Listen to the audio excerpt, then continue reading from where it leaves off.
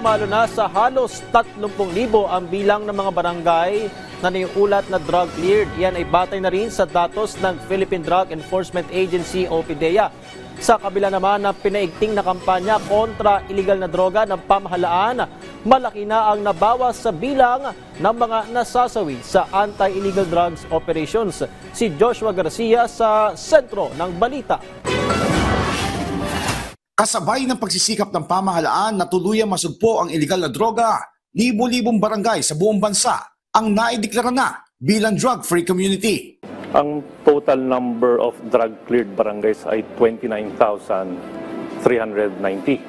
So malaking numero po ito dahil ang natitira na lang po na drug-affected barangays ay 6,113. Ayon kay PDEA spokesperson Attorney Joseph Calulut, karamihan sa mga naideklara na drug-cleared ay ang mga barangay sa Metro Manila.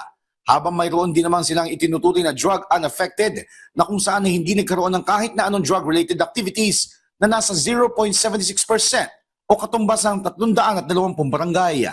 Kaugnay nito, tiniyak din ng PDEA na sa kabila ng patuloy na pagsugpo sa iligal na droga ay prioridad ng ahensya na protektahan ng karapatang pantao. Binigyan diin ni Calulut ang kanilang isinasagawang demand reduction programs kung saan bumaba ng 75% ang mga namamatay sa kanilang anti-illegal drug operations. Yung programa po ng ating Director General is aligned with the program of our President na kung meron tayong mga anti-illegal drug operations, it must be human rights based.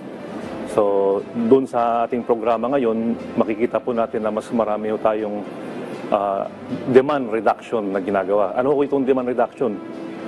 Ito po yung preventive measures na ginagawa po ng ahensya para yung mga mamamayan lumihis sa paggamit po ng illegal na droga. Joshua Garcia para sa Pambansang TV sa Bagong Pilipinas.